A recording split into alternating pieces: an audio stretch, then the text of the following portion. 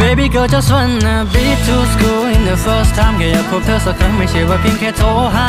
พอฉันต้องเข้าเรียนเดี๋ยวเธอไม่มีเวลาได้โปรดนะเธอมาเจอกับฉันไม่ก็อย่าปล่อยให้รอนะการได้คุยกับเธอนั้นมีคุณค่าทางใจแล้วเธอก็รู้ว่าคนอย่างฉันนั้นไม่เคยวิ่งตามใครขอเวลาไม่นานนะเธอมันคงไม่เป็นอะไร